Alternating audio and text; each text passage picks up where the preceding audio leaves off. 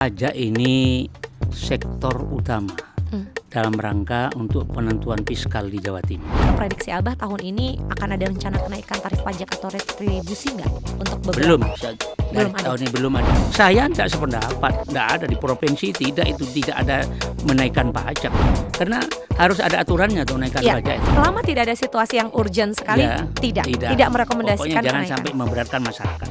Mungkin ditambah dengan cara pembayar bisa dicicil. Cuman ini juga ada risikonya juga. Apa tuh Abah? Risikonya kalau orang ini membaca ini, wah aku nih ngono Gampang no. gampang.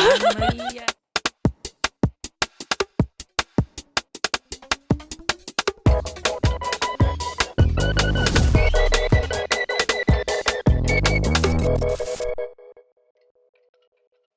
Halo sedulur Kompas TV, apa kabar hari ini? Mudah-mudahan sehat. Alhamdulillah saya bisa kembali menjumpai Anda dalam podcast saja, podcast Sapa Jawa Timur, persembahan Kompas TV.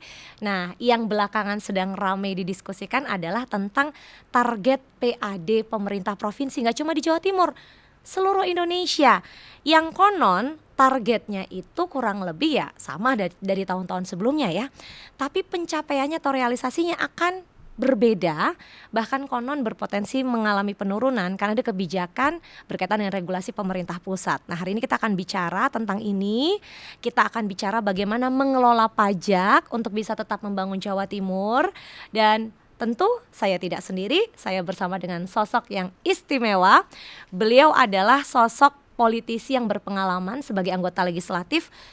Usianya sangat matang, pengalaman karir politiknya sudah lebih dari 47 tahun dari fraksi Partai Golkar.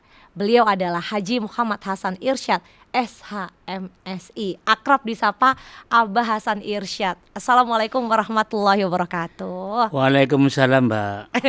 Jadi lebih suka dipanggil Abah, Abah Hasan, Abah Irsyad. Kalau tetangga, kolega, teman-teman, Hasan Irsyad. Abah Hasan Irsyad. Irsyad itu bapak saya.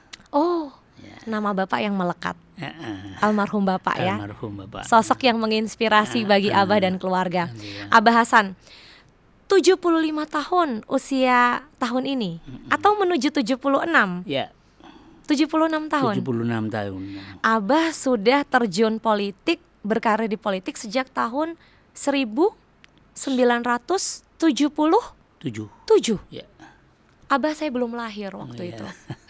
Masya Allah. Usia 28 tahun, Abah dilantik sebagai anggota DPRD di Kabupaten Probolinggo. Iya, betul. Itu awal mulanya bagaimana? Abah muda itu apakah memang sudah punya cita-cita terjun politik? Ada latar belakang cerita dari almarhum ayah yang memang juga mungkin berkarir politik sehingga Abah tertarik terjun politik juga. Awal mulanya gimana? Kenapa tertarik politik? Makasih Mbak Putri ya. Saya sebetulnya tahun 75 itu guru agama. Oh, Guru agama. Dulu. berarti dulu belajarnya agama, sarjana hukum loh. Iya, tapi saya aliyahnya di pondok pesantren. Masya Allah. Pondok pesantren Zainul Hasan Genggong. Genggong. Iya. Saya tahun 75 itu mencoba ngikuti ujian guru agama. Namanya UGA. Ujian guru agama. Tapi alhamdulillah saya lulus. Terus saya ditugasi di salah satu SD di Saunggaling. Di Jalan Ki Hasan Genggong di Probolinggo Kota, jurusan Lumajang. Tidak beberapa lama, 1 bulan 2 bulan begitu ya, karena memang situasinya dulu tidak sama dengan sekarang. Tahun 75. Ya, kami tidak kerasan. Itu apa namanya ya, kok Gejolaknya karena apa, Abah? tidak Karena ada gejolak, cuman saya tidak kerasan. tidak merasa itu sebagai panggilan utama. Kayaknya saya bukan profesi saya di sana. Padahal gitu. senang mengajar. Ya senang mengajar, begitu di pondok saya mengajar, tapi Ada mengajar kekosongan yang dirasakan, ada rasa kosong begitu. ya karena apa ya, ya pokoknya tidak sesuai dengan Bukan dunia Abah, bukan saya dunia lah, Abah. bukan profesi saya kayaknya. Akhirnya saya aktif di satu kegiatan organisasi kemasyarakatan, kecuali kalau di ya mohon maaf di IPNU ya, itu aktif saya. Kemudian di Karang Taruna, kemudian di Pramuka, di desa, di kecamatan aktif. Emang aktif berorganisasi sejak dulu, sejak mulai. Saya aktif terus ditarik oleh kecamatan Kecamatan Gending, namanya camatnya itu Imam Sutaji, sekarang almarhum. Ada dulu istilahnya mantri polisi, namanya Pak Raharjo, sekarang sudah almarhum. Pada tahun 75. Masih ingat Masih. persis. Saya ditarik untuk menjadi kegiatan ya semacam perwakilan pemuda di Gending lah. Waktu itu semua ya aspirasinya kepada pemerintah satu dulu itu. Jadi tidak banyak partai, ada partai sekretaris bergolkar, sekber Golkar, ada PDI, ada P3. Ya, tidak hanya banyak partai. 3 partai Hanya saja. 3 partai waktu itu. Nah, terus saya oleh Pak Camat Imam Sutaji almarhum ini diikutkan kegiatan kursus di Juanda. Kursus apa, Abah? Nah ini kursus pengkaderan istilahnya. Saya ikut saja.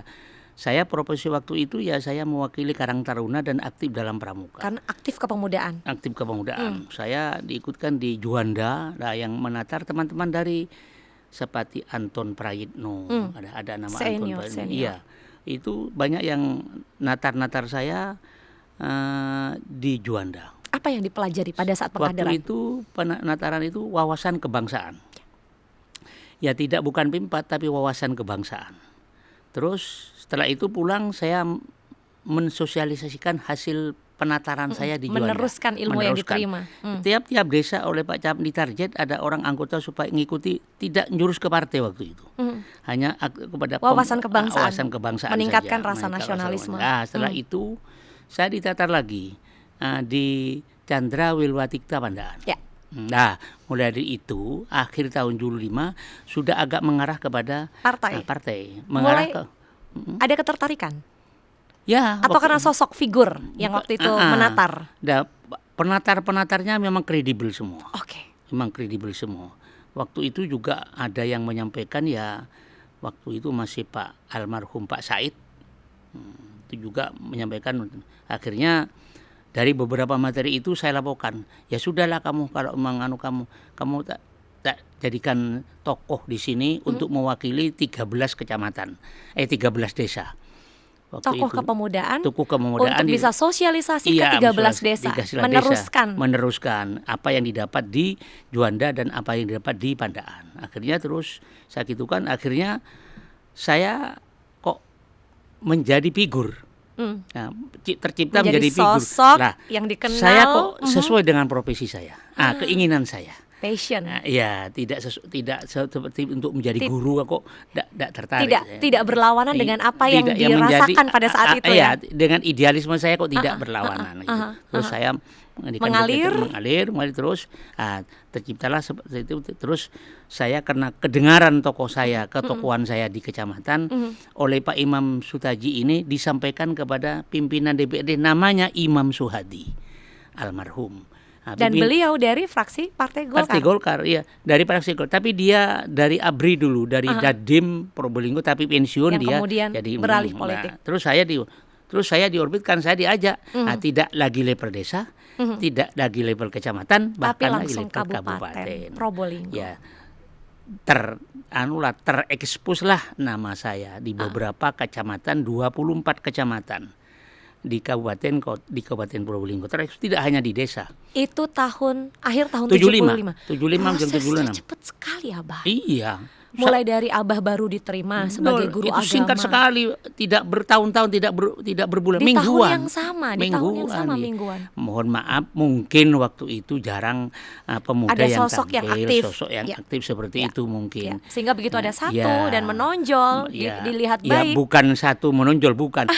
Kebetulan saja waktu itu saya kok saya yang di depan, kebetulan saja gitulah. Akhirnya jadilah terus saya dicalonkan di anggota DPR waktu itu oleh Pak Imam Suhadi ini. Kok dilala kepilih tahun 77. Luar biasa, Abah. Iya. Karena tidak pernah ada cita-cita sebelumnya untuk terjun politik. Keluarga Abah pun keluarga yang aktif justru di pesantren, pondok pesantren. Dan saya nih keluarga desa, keluarganya petani. Betul berangkat anak desa yang kemudian berkarir politik. Betul. Jadi tahun 75, 76 saya calonkan, diangkat ke tokoh di Malah saya menjadi ketua pemuda, tokoh pemuda di kabupaten pengurus, ya akhirnya saya diorbitkan. Ya, bukan saya kok dipilih. Tahun 77 kali pertama menjadi anggota legislatif DPRD Kabupaten Probolinggo. Abah kaget nggak? Sebelumnya mondok, jadi guru agama, aktif berorganisasi, kemudian menerima amanah sebagai anggota DPRD Kabupaten Probolinggo. Itu tahun pertama Abah, tahun 77. Apa yang Abah rasakan kali pertama? Kaget ya, tidak ya.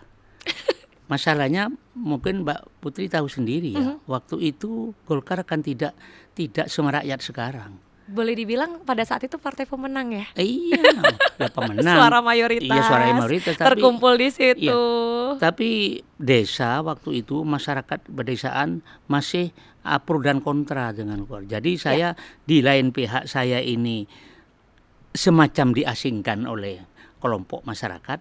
Selain pihak, saya dibombong untuk tetap maju.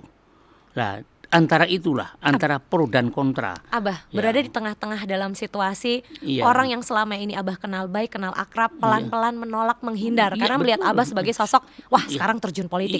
Tapi di sisi lain ada teman-teman baru yang merangkul Abah. Betul, Itu sempat dilema nggak sih, Bah? Sangat dilema gimana saya itu. Harus menempatkan diri. Untuk menempatkan diri di hadapan teman-teman yang sudah baik dengan saya siang malam. Tapi karena saya lari ke sana, dia menghindar. Kemudian ada orang yang baru muncul dengan saya. Dia tidak pernah kenal dengan saya, tiba-tiba tapi menjadi karib. Menjadi karib, bisa sahabat dengan saya. Ini saya pelan-pelan. Saya kalaupun ditinggal, saya tidak mau meninggalkan diri. Tetap saya mengadakan pendekatan dengan ini. Satu saya adakan pendekatan. Kalau yang baru sudah biasa lah. Cuman saya batasi. Teman lama tidak boleh dilepas. Yang baru saya batasi. Saya beritahu jangan terlalu dekat dulu dengan saya. Biasa-biasa saja. Yang penting batin dekat. Tapi yang hilang ini, yang mau hilang saya rangkul. Terus. Apa alasan Abah waktu itu? Apakah karena memang sayang kehilangan kawan lama atau tidak mau kehilangan suara, elektabilitas? Dua-duanya. Ya, dua-duanya. Abah mengakui nggak mau kehilangan kawan, juga nggak mau sampai kawan lama justru nggak memberikan dukungan. DPR itu bukan hasil ujian. Ijazah lengkap, punya uang, punya kendaraan, tidak dipilih, tidak bisa. Tidak dipilih, tidak bisa. Bagaimanapun suara rakyat. Iya, saya makanya suara takut hilang. Ini teman. Ya sama karena ini teman saya juga tokoh-tokoh yang sederajat dengan saya dulu, tapi tidak mau naik terus ke jenjang politik. Orang-orang yang teman. Akhirnya alhamdulillah pelan-pelan dia menyadari sendiri posisi saya harus dibikin, dia akhirnya mendukung. Lah dari tidak mendukung akhirnya mendukung. Ketemulah dengan teman-teman yang baru, akhirnya dipertemukan, berkenalan dan jadi inilah sejak tahun 77 sampai sekarang saya tidak pernah absen, selalu dipilih oleh masyarakat. Alhamdulillah. Tidak pernah jeda satu periode, enggak. Jadi 77, kemudian 98. Sejak tahun 77 sampai 2024 kemarin pemilihan 2004 kemarin, ya alhamdulillah. Abah selalu terpilih. Mulai dari Kabupaten Probolinggo, kemudian beralih ke DPRD Provinsi Jawa Timur. Nah ini signifikan terus suaranya. Dan ternyata orang yang dulu malaikat itu yang tetap jadi yang pendukung yang setia betul dengan saya. Tapi saya posisi bukan selaku tokoh masyarakat saja. Setelah saya di DPR, saya memposisikan lain kepada Bapak beliau ini. Apa yang menjadi kepentingan, saya perhatikan secara serius. Jadi artinya ketika sudah terpilih dan kemudian mendapatkan kursi, bukan kemudian meninggalkan para pendukung, tidak. Itu komitmen Abah. Iya, komitmen saya itu. Saya dengar Abah punya satu kegiatan rutin namanya Malam Seninan. Oh iya. Saya dengar selama Abah posisi masih di dalam wilayah Indonesia, artinya Abah masih memungkinkan pulang ke Probolinggo, Abah bakal bela-belain balik pulang. Mau itu Jakarta, mau itu lagi ada di Sumatera, bahkan Aceh sekalipun, Abah bela-belain pulang demi bisa menghadiri kegiatan Malam Seninan itu. Dan kegiatan itu adalah merupakan pengajian rutin untuk warga. Yang nggak cuma tetangga kanan kiri loh, tapi beberapa desa itu rutin datang anggotanya. Abah, kan butuh biaya buat kegiatan-kegiatan. Namanya ngundang tamu rutin, mengaji bersama. Kenapa, Bah? Dan itu udah berlangsung sejak kapan? Itulah Mbak Putri. Itulah nikmat dan kelebihan Allah. Semua orang berpikir seperti itu. Orang masyarakat desa kalau tidak diundang, tidak disediai makanan, tidak disediai transport, biasanya sulit datang. Iya, kalau hanya untuk ngaji saja. Iya betul. Kecuali kalau nerima BLT. Itu betul. Iya. Betul. Nah, alhamdulillah saya memang fadlun minallah. Betul ini. Saya memang bersyukur tidak kurang-kurang. Saya punya jamaah itu pertama itu 23 tahun yang lalu itu hanya 20 orang. 23 tahun awal memulai 20 orang jemaah saja. Pengajian rutin malam Senin ini hanya 20 hanya orang. 20 orang. 20 itu adalah 20 orang itu adalah siapa? Tetangga dan keluarga. Keluarga yang mau hadir. Iya, memang saya ajak keluarga. Ayo kita ngadakan ada pengajian rutin. Iya, tiap pertama malam Selasaan, bukan awalnya malam Selasa. 20 orang terus. Malam Selasa datang 20-an. Malam Selasa lagi datanglah menjadi 40. Nambah. Datang menjadi malam 100. Terus gitu. Akhirnya sampai kepada 1.500 itu lama. Itu sudah melebas ke luar desa sudah. Nah, itu saya tidak ada promosi apa-apa. Sekali datang 1.500 orang, Mbah? Iya, tidak saya promosi apa-apa, tidak saya lewat jalur media sosial hari ini. Tidak. Oh ya? Tidak saya transport ini untuk naik ke. Mohon maaf Mbak Putri, datangnya orang itu kalau di desa seperti ada pasar hewan Sabtuan, ada Rebuan, itu sapi itu kan naik pickup. Iya. Nah, ini teman-teman ngaji ini naik pickup di belakang. Masya Allah. Ya ada satu pickup yang besar itu isinya 22. Semua nangis. Astagfirullahaladzim. Bapak-bapak yang datang. Belani rawuh. Mau ngaji. Iya, ya Allah ya Rahman. Terus alhamdulillah. Dan saya tidak pernah di dalam pengajian itu ngajak diarahkan kepada politik, saya tidak pernah. Tidak. Walaupun Abah politisi, politik, tidak ada muatan politik di situ. Hanya saya memberikan contoh kepada jemaah bahwa pemimpin yang baik itu begini loh, begini. Dan jemaah yang sakit tidak pernah saya datangi. Kalau saya dikabari sakit. Ya. Dan saya siapkan ambulan untuk ke rumah sakit. Setiap jemaah yang meninggal saya di depan. Mesti saya datangi. Dan setiap bulan Ramadan zakat saya, adanya zakat saya wajib memberikan zakat kepada fakir miskin jamaah saya kasihkan. Kemudian setiap bulan Ramadan 1 tahun sekali jamaah itu saya kasih seragam. Saya kasih baju seragam. Mulai 23 tahun saya kasih seragam. Itu saja. Saya tidak pernah ngomong ayo ikut saya. Abah, hari ini jumlah jamaah berapa? Pengajian malam Senin itu. Sekarang sudah menurun tidak 7.000 karena setelah Covid turun. Ya. Setelah Covid turun ada sekitar 3.600-an barangkali. Itu banyak sekali Abah. Berarti Abah harus menyiapkan tempat khusus untuk bisa memang nyaman bagi 3.600-an. Ada musola di sana itu, ada halaman saya lahir itu lebar. Kemudian itu spesial sudah kalau malam Senin itu mesti tutup jalan. Orang jualan sudah 6 Seninnya jualan, maka tidak bisa libur saya. Itu kan meningkatkan ekonominya masyarakat. Ada jual tahu, betul. Ada jualan tempe, ada gorengan. Iya itu. Lah itu sudah tiap malam Senin. Jadi pertumbuhan perekonomian. Jadi mereka datang tidak terima uang transport, mereka datang bahkan mungkin makan juga konsumsi biaya sendiri. Iyalah. Niatnya betul-betul bertemu, berkumpul, berdoa, mengaji bersama, silaturahim, dan di saat yang sama pertumbuhan ekonomi masyarakat di daerah itu bertumbuh. Iya. Sekalipun tidak semuanya, sebagian masyarakat artinya yang semua ikut aktivis dalam dagang-dagang kecil itu betul menikmati dapat. Apa sih yang Abah cari dari kegiatan sosial ini? Saya memang ingin cari ridho Allah saja saya. Tidak ada lain saya. Cari ridho Allah. Jadi kalau eksesnya saya dipilih oleh, kecuali kalau mohon maaf Mbak Fitri ya, kalau sudah menjelang pilihan, besok pilihan ada pilihan presiden, pilihan ya sudah terserah Bapak Ibu-ibu yang mau milih apa. Iya Kiai saya milih siapa lagi, itu saja. Jadi saya menempatkan jadi seorang figur yang menurut saya figur yang sederhana itu bisa diterima di kalangan masyarakat. Tanpa ngomong apa. Abah hidup sebagai Abah dengan karakter Abah, dengan hal-hal baik yang Abah yakini itu juga berdampak baik bagi masyarakat, dan dari situ masyarakat nyaman dan menyambut. Ya, alhamdulillah.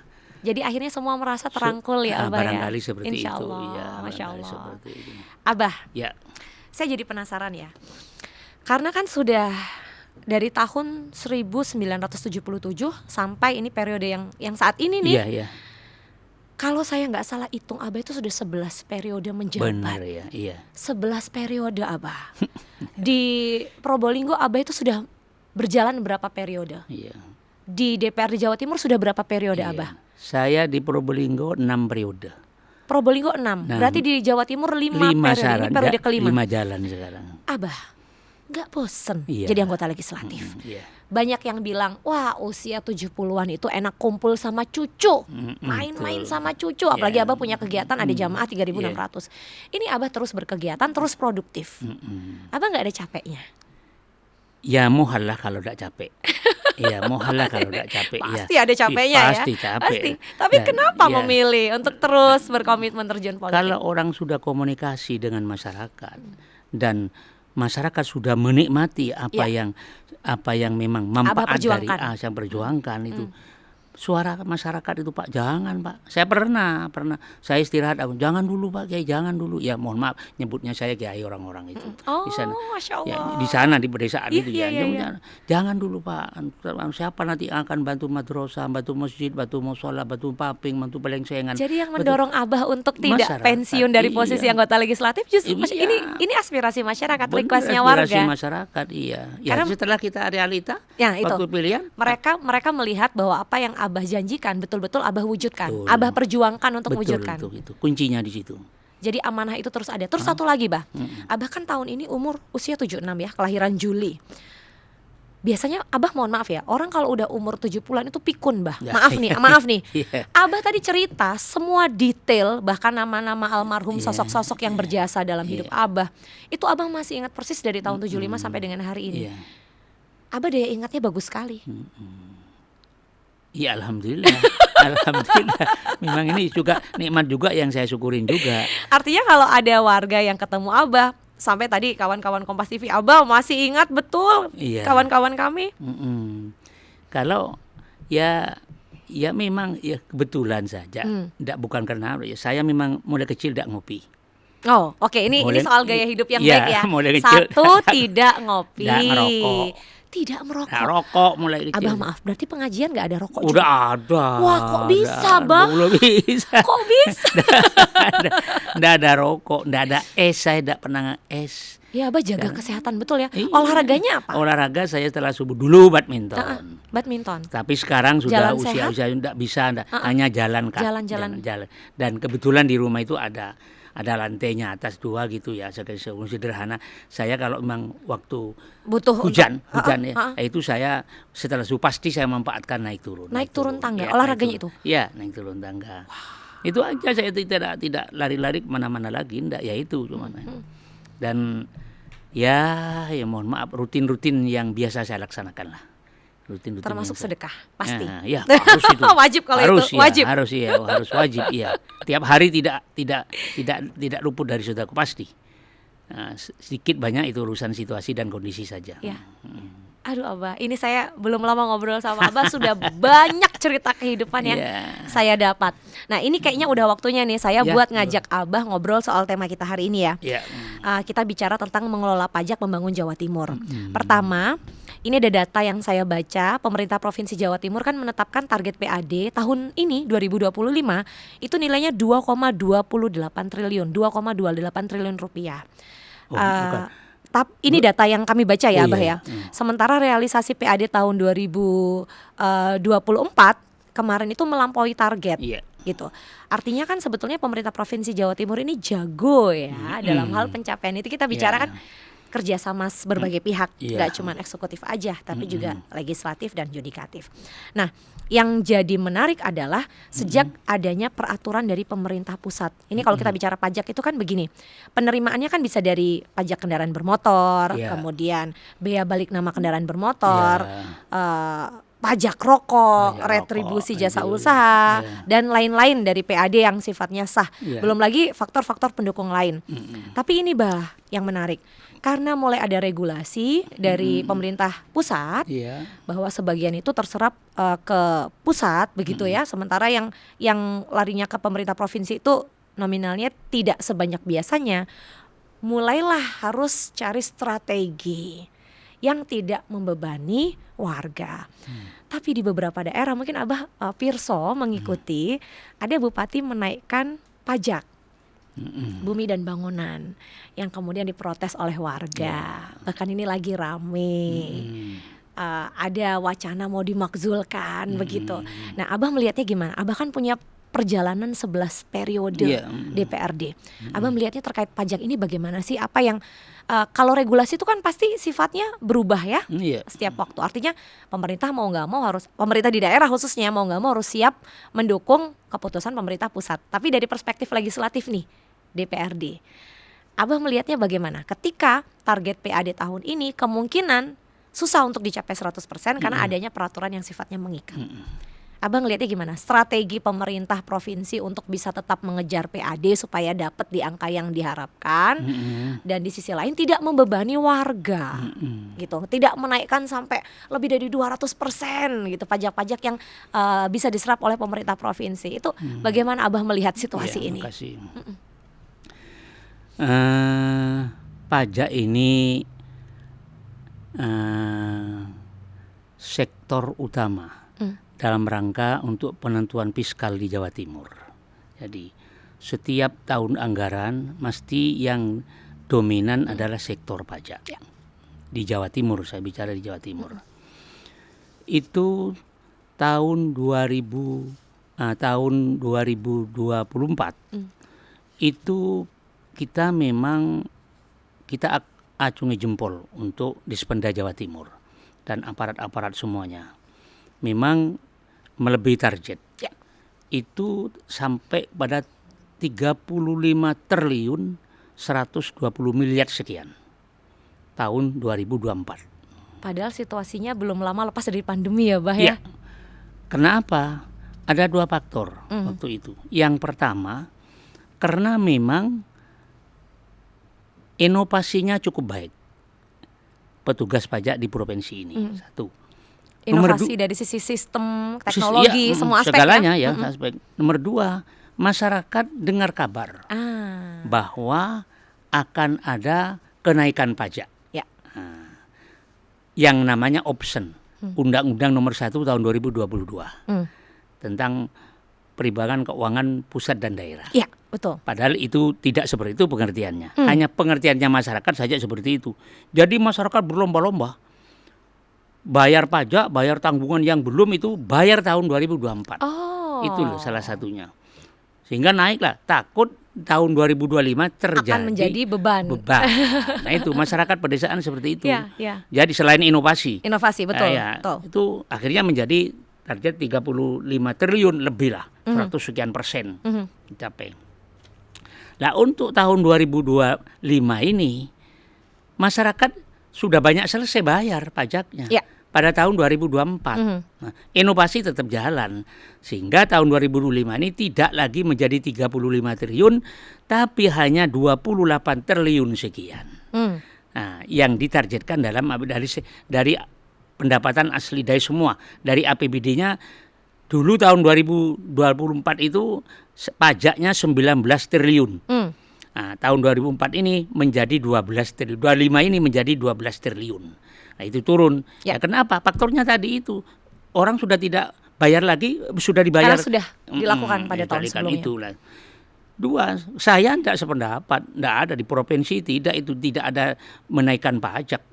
Jangan pemerintah itu. Baik provinsi maupun daerah. Provinsi daerah. Abang nggak setuju? Nggak setuju. Jangan sampai ada kenaikan pajak membebani masyarakat. Inovasi bagi orang masyarakat yang nunggak pajak bertahun-tahun itu diintensifkan ditagih.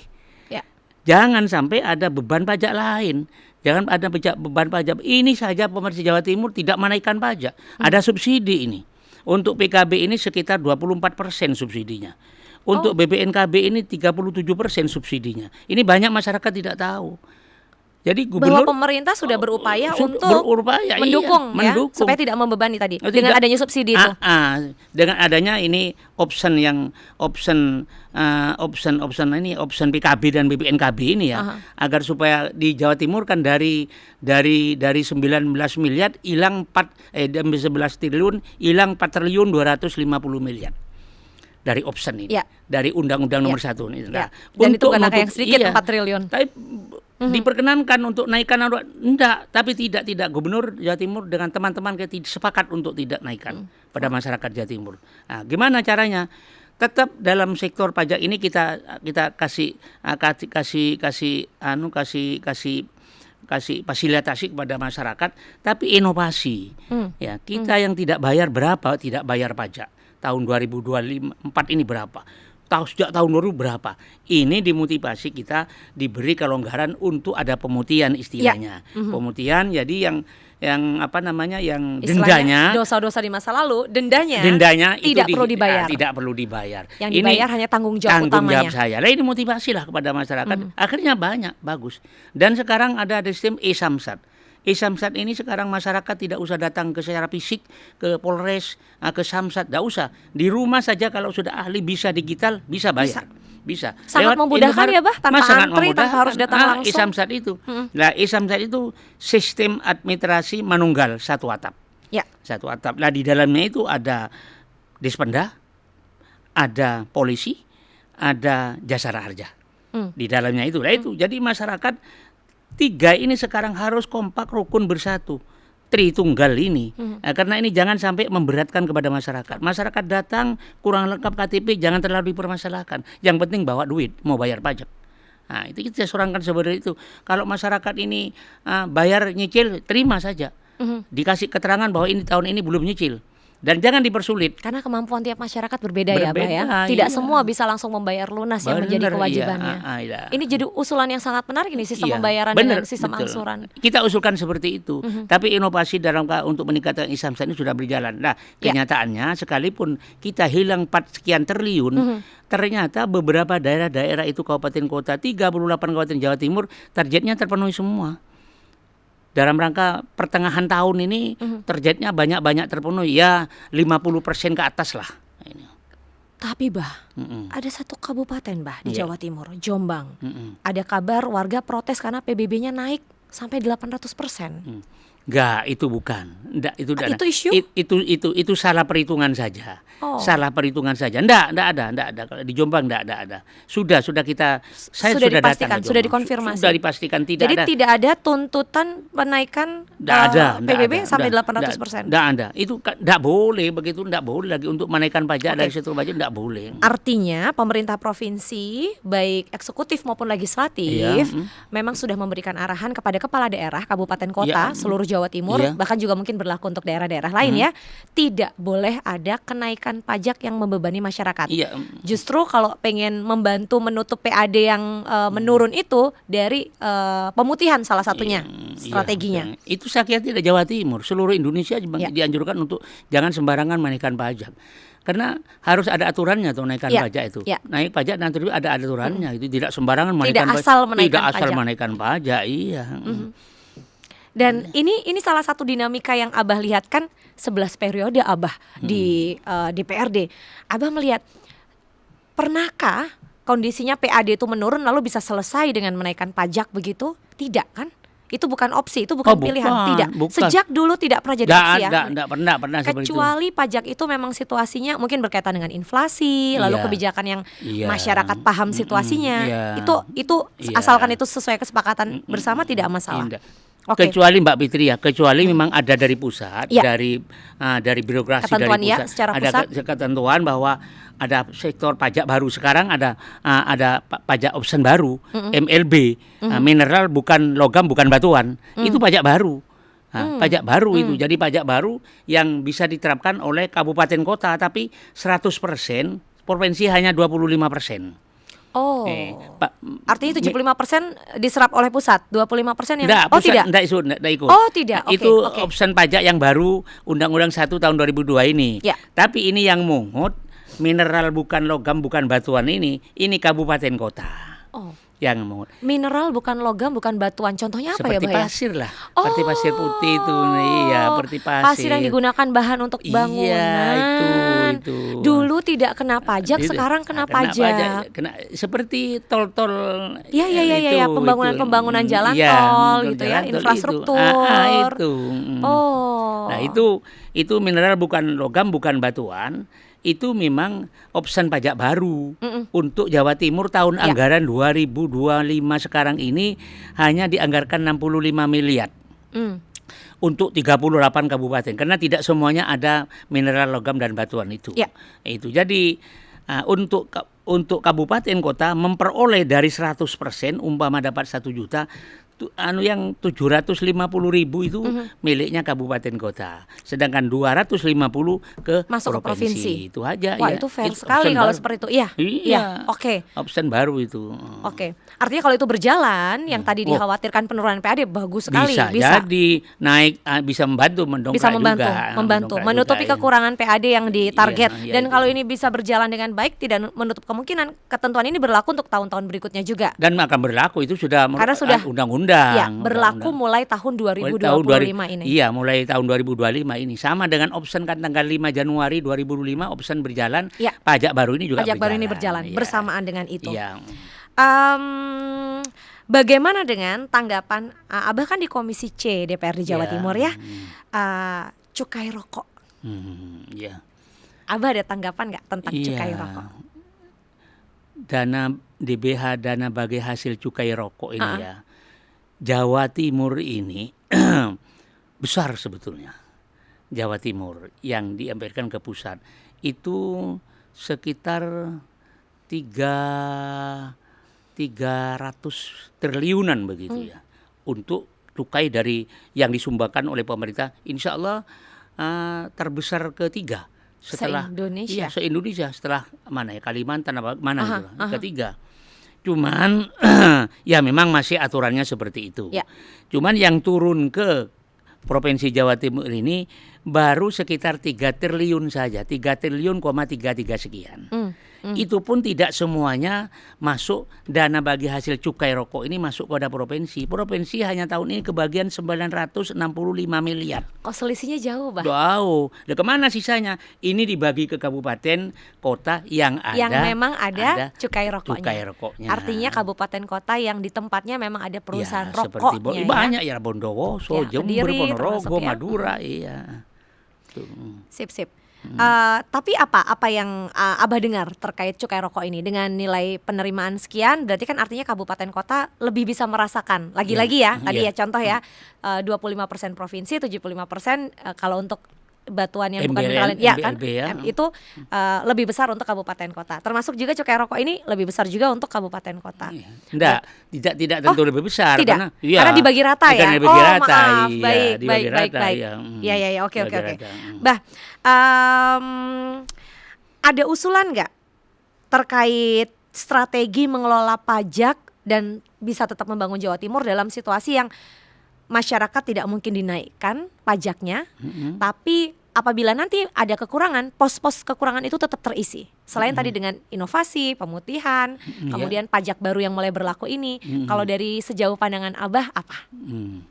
Selain inovasi ya Mbak ya, inovasi jadi sekarang ini sudah mulai turun. Saya sudah salut dengan gerakan Bapenda di Jawa Timur ini ya.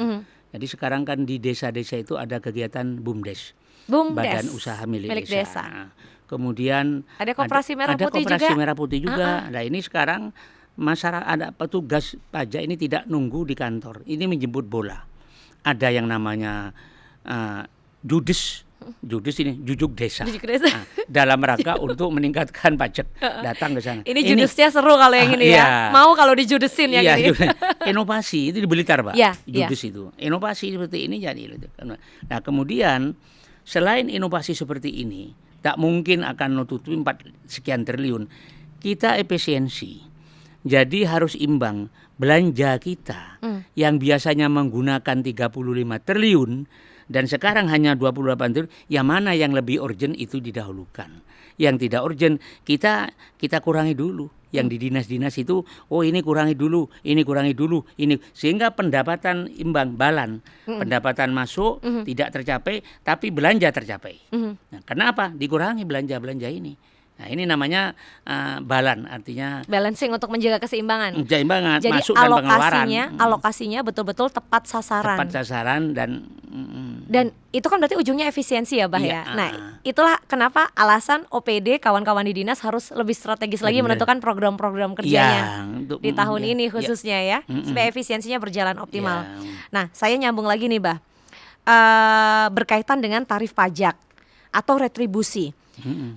Dari waktu ke waktu kan beberapa kali sempat mengalami kenaikan. Kalau dari prediksi Abah tahun ini akan ada rencana kenaikan tarif pajak atau retribusi nggak untuk beberapa? Belum ada. Tahun ini belum ada. Tidak diusulkan juga oleh DPRD. Saya selaku komisi tidak usul untuk menaikkan pajak dan tidak usul menaikkan retribusi. Seandainya ada wacana itu, Abah akan menolak? Ya, kita melihat perkembangan. Oke. Nah, artinya terbuka untuk situasi, tapi selama tidak ada situasi yang urgent sekali, tidak merekomendasikan pokoknya jangan kenaikan. Sampai memberatkan masyarakat. Karena memang kondisi perekonomian hari ini harus diakui. Itu, itu. Abah,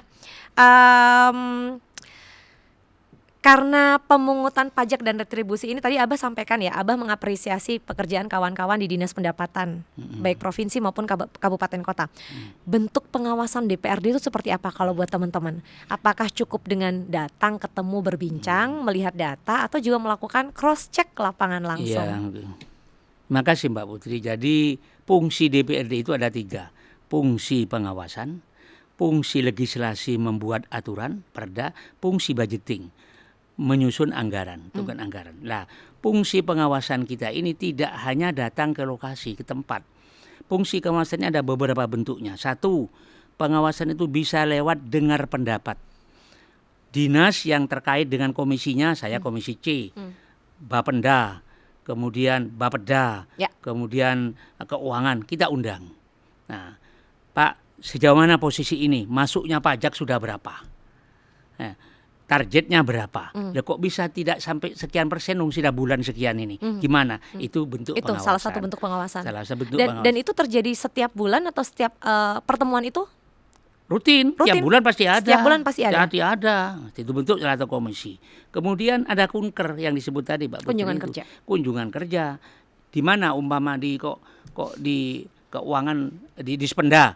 Dispenda kita ke Jombang suatu misal. Kok ada informasi penaikan pajak di sana. Nah, kita ngadakan pengawasan sejauh mana? Kita datang ke Samsat, kita datang ke UPT sana. Nah, tanya bagaimana tata cara penarikan pajak. BPKB bagaimana? BPNKB bagaimana? PBBKB bagaimana? MBLB-nya bagaimana? Pajak air permukaan bagaimana? Pajak air berat alat berat ya apa? Itu ditanya. Itu salah satu bentuk pengawasan. Termasuk cross check ke warga yang sedang melakukan atau hadir di Samsat misalnya, dengar suara dan aspirasi kemarin secara saya langsung. Di Sidoarjo itu ke Samsat, saya tidak langsung kepada Samsatnya, tanya kepada petugas, kepada warga yang sedang mengantri. Pak, sudah berapa Bu? Mulai tadi ngantri, mulai jam 9 Pak. Apa ada kesulitan? Enggak, memang saya datangnya telat, nunggu giliran. Nggak antrian. Langsung, ya bagus ya. Itu salah satu bentuk pengawasan. Tanpa Abah memperkenalkan diri sebagai anggota DPRD. Oh, enggak. Saya dari enggak. Jadi benar-benar ngobrol. Iya, dengan ibu, dengan bapak-bapak ngobrol. Seolah warga ke warga ngobrol bareng gitu ya. Iya. Abah ya. Nah, kemarin menemukan data seorang purnawirawan. Dia yang sepeda motornya dipakai anaknya bertahun-tahun, 5 tahun tidak bayar. Bawalah data. Tangkap dengan kita, kenapa Pak? Nggak bisa Pak, katanya ada pemutihan sekarang Pak. Ini Pak, pemutihan itu dendanya. Bapak ini tidak masuk klasifikasi pemutihan itu onjol yang apa itu Pak, dan bagian UMKM ada persyaratan untuk bisa ini Pak. Bapak mengikuti tidak program Pak. pemutihan. Ya karena saya kan suruh bayar 1 juta Pak, 1 tahunnya 200 Pak. Saya 1 juta, saya tidak bawa uang Pak. Ya kebetulan Bapak tidak kebagian ini. Bapak pemutihannya dendanya saja Bapak harus, tapi pokoknya Bapak harus bayar. Ya, itu salah satu temuan. Dari itu Bapak kalau nyicil bisa. Bisa Pak kalau nyicil. Itulah kita diskusikan jalan tengah sehingga agar supaya nanti ada program kalau nyicil bisa diterima. Gitu. Tapi untuk saat ini model cicilan pembayaran dengan cara mencicil belum mulai berlaku. Belum mulai berlaku. Dan DPRD mengajukan kepada pemerintah. Sudah mulai kita bicarakan mulai kemarin. Nanti mekanismenya harus bagaimana supaya bagi warga yang memang ingin melakukan pembayaran pajak namun kondisi perekonomian atau keuangannya belum memungkinkan, mereka tetap bisa melakukan kewajibannya dengan sistem angsur atau mencicil. Betul. Iya, betul Abah. Nah, nih ya udah mulai kebayang nih ya. Artinya DPRD betul-betul hadir buat masyarakat, buat warga yang memang menyalurkan aspirasi. Bah, kami tuh mau kok bayar pajak, tapi nggak bisa kalau langsung, apalagi ini habis nunggak 5 tahun. Ternyata bisa apabila nanti yang diajukan oleh DPRD, kawan-kawan legislatif ini diterima, disusun sistemnya oleh pemerintah provinsi dan kabupaten kota. Bah, saya mau tanya lagi ya. Ini satu hal yang juga menarik adalah berkaitan dengan adanya usulan revisi formula cukai rokok. Abah mengikuti update atau kabar terakhirnya Abah? Revisi formula cukai rokok. Belum ya. Nanti kalau misalnya Abah sudah dengar, boleh lain waktu saya tanya terkait ini. Ya. Karena kan kita bicara regulasi, itu sebetulnya kalau ada pengajuan, ini kalau kawan-kawan di DPRD ya, saya tahu setiap isu itu penanganannya akan berbeda-beda, tergantung tingkat permasalahan kompleksitasnya. Tapi idealnya ketika sebuah kebijakan diajukan atau diproses lewat rapat atau sidang paripurna, diskusi dengan berbagai pihak stakeholder, itu idealnya tuh berapa lama sih satu regulasi kemudian dibuat? Ya regulasi itu sebanyak peraturan daerah gitu ya. Itu rata-rata ya sampai kalau ini sedang waktu membahas yang dibutuhkan. Ini sedang dibahas ini peraturan daerah regulasi tentang kode etik dan tata beracara. Bulan saya ketua pansusnya saya. Ini ada targetnya 6 bulan. Jangan lebih dari 6 bulan kalau ini. Ada yang juga pembahasan raperda itu yang misalnya urgen sekali membutuhkan kunker perbandingan sampai 1 tahun. Tapi biasanya rata-rata itu 4 sampai 6 bulan 4 sudah sampai 6 selesai. bulan ya. Tergantung tingkat kompleksitasnya. Ya, kompleksitas. Kalau contoh ini tadi ada usulan model mengangsur, itu kan nanti akan ditambahkan pasal dalam regulasi yang ada atau dia harus disusun aturan baru? Mestinya ya aturan baru nanti itu tidak usah kepada tidak membuat regulasi daerah, baru ya. Cukup peraturan gubernur. Nah, itu cukup peraturan sudah gubernur. bersifat mengikat dan sudah kuat. Perdanya sudah ada tuh. Perdanya cukup peraturan. Hanya di dalam peraturan gubernur cara pembayaran. Kalau sekarang harus cash umpamanya. Sekarang ditambah poin ayat saja atau huruf saja, mungkin ditambah dengan cara pembayar bisa dicicil. Cuman ini juga ada risikonya juga. Apa tuh Abah? Risikonya kalau orang ini membaca ini, wah aku nih ngono gampang iya itu. Iya Bah ya. Iya itu kalau kan misalnya ada konsekuensinya juga. Karena kan sekarang ada sistem Indonesia Satu Data, dari situ kan ketahuan tuh penghasilan warga berapa. Artinya warga yang mampu nggak berhak dapat itu. Sama kayak pemutihan nih programnya. Kan ada kategori yang boleh dapat program pemutihan, boleh mengikuti, ada yang tidak. Nah artinya yang sistem mengangsur juga ada ketentuannya. Contoh kalau petani kan panennya nunggu panen raya, ada uang masuk nunggu beberapa bulan atau setahun sekali gitu. Tapi kalau warga yang memang tiap bulan terima gaji, rasanya akan berbeda ya Bah kondisinya. Itu nanti akan ditambahkan juga dalam usulan supaya tidak disalahgunakan. Takut kalau dibuat kesempatan dalam kesempitan ini. Iya benar, itulah aturan. Kalau ada dilihat peluangnya di mana. Makanya kita lihat juga untung ruginya kalau kita nambah aturan seperti ini ya. Abah, Abah ini kan gelarnya sarjana hukum, kemudian MSI ya, Magister Sains ya. Kenapa waktu itu nggak terpikir lanjut MH juga? Saya penasaran. Biasa kalau belajar hukum lanjut hukum. Tidak pikiran saya, yang penting saya sudah mengetahui sedikit dasar tentang masalah hukum. Tapi tidak sampai detail karena saya tidak bercita-cita untuk menjadi pengacara. Tidak untuk menjadi tidak kejaksaan, ya enggak, saya ingin bermasyarakat ya, dengan masyarakat, sosial, iya itu. Jadi itu pertanyaan saya. Tidak menjadi impian memang. Dan di usia hari ini, kalau saya boleh tahu ya, ini pertanyaan di luar tema, kita punya waktu sedikit lagi. Apa hal yang pernah Abah lakukan yang Abah paling syukuri dalam hidup karena Abah melakukan hal itu? Satu hal dalam hidup yang Abah paling syukuri, Abah memilih melakukan itu. Artinya bagaimana maksudnya? Satu hal yang pernah Abah lakukan dalam hidup yang Abah merasa sangat bersyukur. Misalnya contoh terjun politik atau menikah dengan istri saya. Nah yang kayak gitu tuh Abah, satu hal yang Abah sangat syukuri yang pernah Abah lakukan dalam hidup. Saya rutin, mohon maaf juga ya. Jadi apa yang memang saya kerjakan ini sejak saya usia barangkali 15 tahun sampai kan, yang penting apa yang saya kerjakan ini istiqomah. Jadi saya betul, dan saya menyampaikan kepada siapapun, kalau saya tidak mengerjakan, saya tidak berani menyampaikan. Apa yang saya sampaikan kepada anak, apa yang saya sampaikan kepada teman, itu sudah saya kerjakan. Dan saya istiqomah mengerjakan sesuatu, itu yang memang untuk kepentingan dunia dan akhirat, itu sejak 15 tahun sampai sekarang ini memang istiqomah. Selalu berjalan. Artinya Abah, apa yang pernah Abah berani janjikan, pasti akan Abah lakukan. Kalau Abah tidak merasa Abah bisa melakukan itu, Abah tidak akan menjanjikan itu. Tidak. Itu seorang Hasan Irsyad seperti itu. Sampai dengan hari ini. Alhamdulillah. Masya Allah. Abah, 11 periode yang paling berkesan, Ya. periode yang mana? Yang paling berkesan itu periode transisi. Transisi dari mana ke mana? Antara Orde Baru dengan Orde Reformasi. Berarti tahun 98? Iya, 98. Karena jabatan saya waktu itu dikurangi. Mestinya masa saya 5 tahun. Masa bakti yang seharusnya 5 tahun. Saya masa 5 tahun dikurangi 2 tahun setengah. Waktu itu padahal modal politiknya besar. Nah itu sangat terkesan sekali bagi saya itu untuk situasi dalam perjalanan itu seperti itu. Dan dengan hiruk pikuk situasi yang, politik ekonomi saat itu. Betul. Kalau Abah sendiri melihat pemerintah zaman dulu, pemerintah hari ini kan semua pasti punya kurang dan lebihnya ya.